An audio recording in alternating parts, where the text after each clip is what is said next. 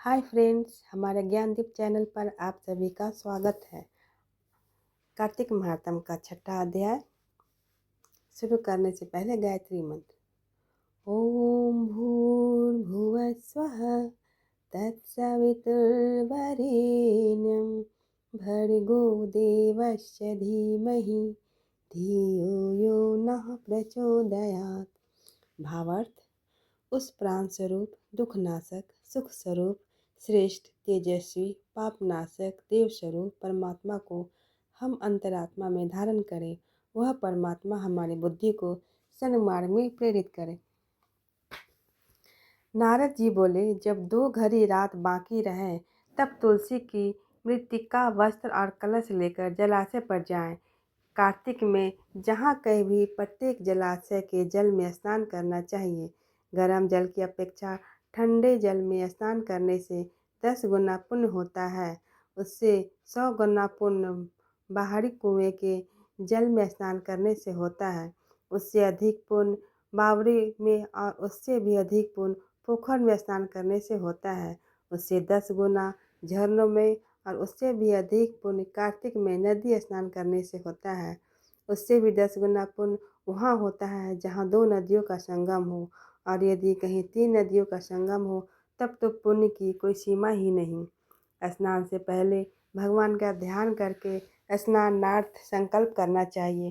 फिर तीर्थ में उपस्थित देवताओं को क्रमशः अर्घ्य, आचमनीय आदि देना चाहिए। अर्घ्य मंत्र इस प्रकार है। हे कमलनाथ, आपको नमस्कार है। हे जलाशायी भगवान, आपको प्रणाम है।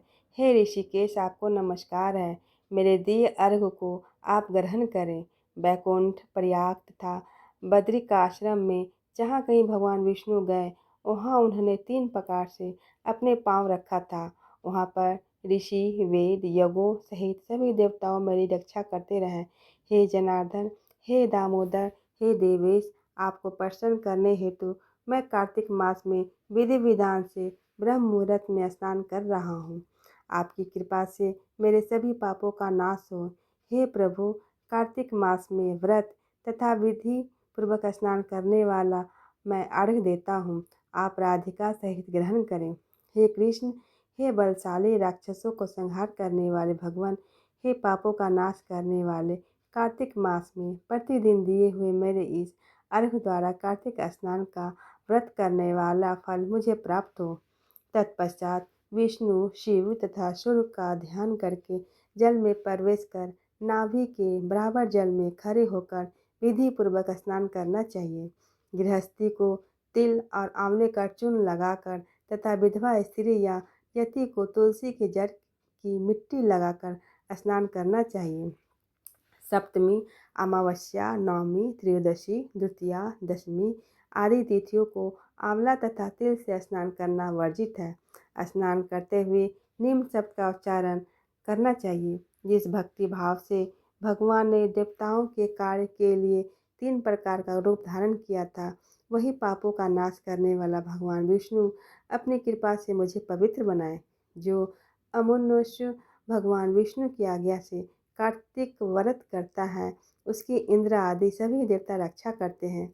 इसलिए मुझको पवित्र करें। बीजों, रहस्यों तथा योगों सहित वेदों का मंत्र कश्यप आदि ऋषि, इंद्र आदि देवता मुझे पवित्र करें।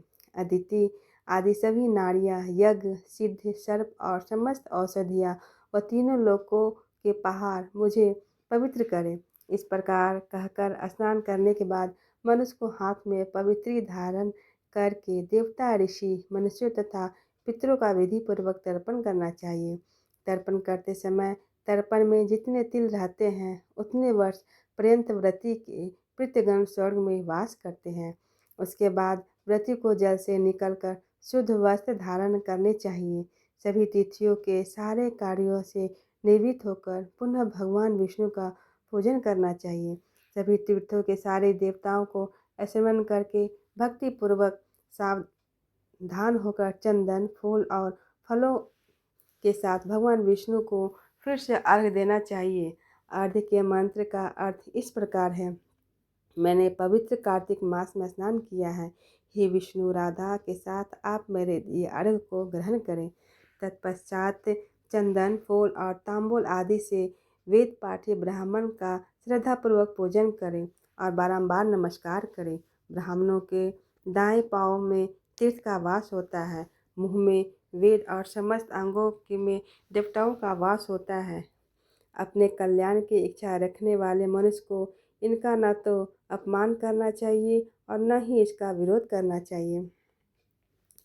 फिर एकाग्रचित होकर भगवान विष्णु की प्रिय तुलसी जी की पूजा करनी चाहिए। उनकी परिक्रमा करके उनका प्रणाम करना चाहिए। हे देवी, हे तुलसी, देवताओं ने ही प्राचीन काल से तुम्हारा निर्माण किया है और ऋषियों ने तुम्हारी पूजा की है।